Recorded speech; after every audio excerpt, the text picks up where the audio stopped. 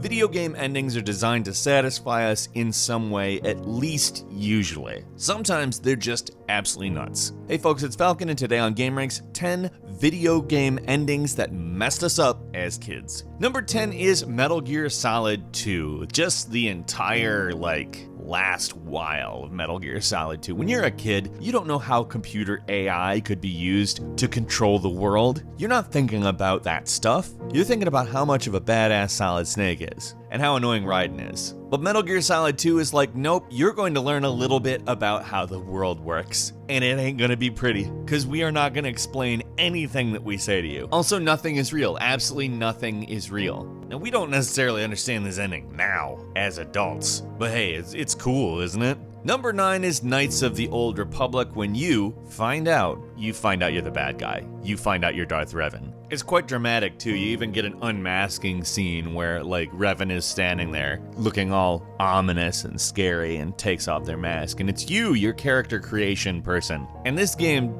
didn't really do a lot to clue you in on this. Most people were absolutely fooled by it. It's a good plot twist in a sea of plot twists that are not that good. And there's not even a word spoken by an actor on your part. It's just like, what just happened? Good storytelling just happened. That's what. Number 8, at the end of Legend of Zelda: Ocarina of Time, Zelda sends Link back to the beginning of the game without the ocarina to essentially avoid all of the horrible things that happened over the course of the game in perhaps an alternate timeline where Link is allowed to be who he was intended to be. And actually, that's pretty sad when you think about it, because the events of the game are very apocalyptic and scary. From child to adult, all he does is fight to save Hyrule, which is sad, and it's happy in a way that he gets to experience a regular life, but it's also mind-blowing. Number 7 is Grand Theft Auto 4, the final mission,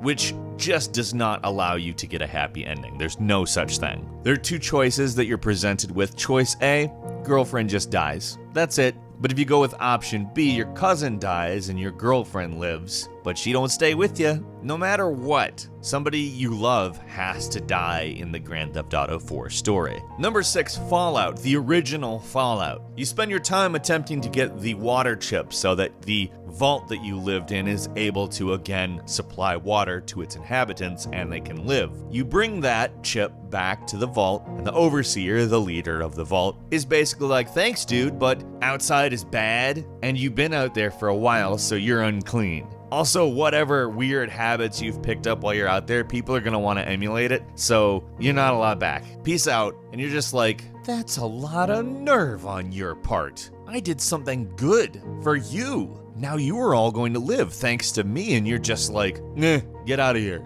Number 5 is Conker's Bad Fur Day. If you've ever reached the end of Conker's Bad Fur Day, everything becomes so utterly bizarre, considering A, Conker becomes self-aware that he's a video game character, asking the programmer of the game to bring his dead girlfriend back, but the programmer, in true, hey, I'm a stand-in for God fashion, doesn't answer. His girlfriend stays dead, and although he becomes king, it is not a happy thing. It's a long way to the top, and it's lonely up there. The game is a long series of funny, witty events, sending up so many things we know about storytelling in video games. And the prize is empty. Conker's king of nothing, and has no one. He doesn't like the people around him, and in my opinion, it makes you think very much about the competitive world we live in, and how you really, truly win in this world. Number 4 is Silent Hill 2. Now, you could just basically say any of the endings, because they're all just totally messed up, but most particularly, the dog ending and the UFO ending. The dog ending, you just go into a room and find a dog at some controls, followed by a goofy dog song and some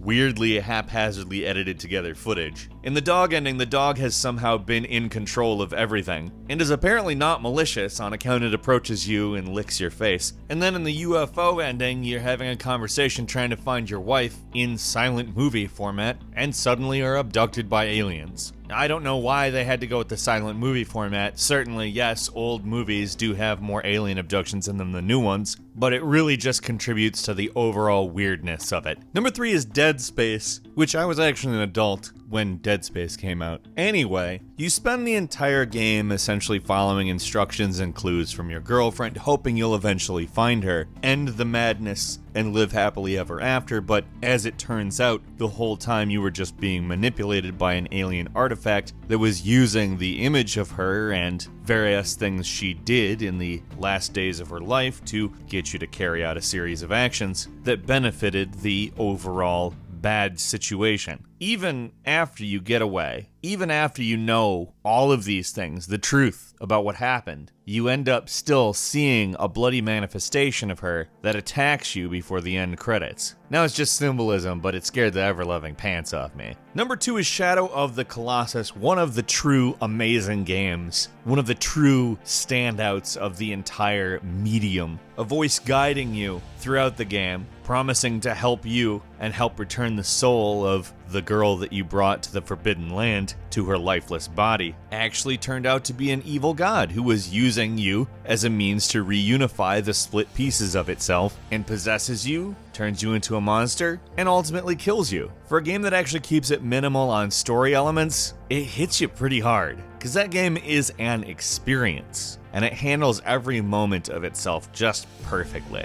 And finally, number 1, when you beat Metroid and find out that Samus is a girl. I think it's interesting as hell, because if you look in the manual, they referred to Samus as a he repeatedly. But if you beat the game in under 5 hours, you would be given a slightly different ending, in which she removed her helmet and revealed she had been a woman the entire time. It was kind of an interesting way to have a different kind of game character. It's sometimes nice to have a curveball and be confused and be like, wait, you said this, but it's this? And it's not like it had any material effect on the plot of the game. The plot was actually quite minimal anyhow. But a lot of women look at it as a pretty landmark point in video games on account, well, you just thought you had played through a game as a, basically man action hero. This got people in the door that probably wouldn't have been there in the first place and didn't modify the game for anyone. So kudos to Nintendo on this one. What video game ending blew your mind, either as a kid or even recently? Leave us a comment, and if you like this video, click the like button. If you're not subscribed now, it'd be a great time to do so. We upload brand new videos every day of the week, and the best way to see them first is, of course, a subscription. As always, thank you very much for watching this video. I'm Falcon. You can follow me on Twitter at Falcon the Hero. We'll see you next time, right here on gameranx.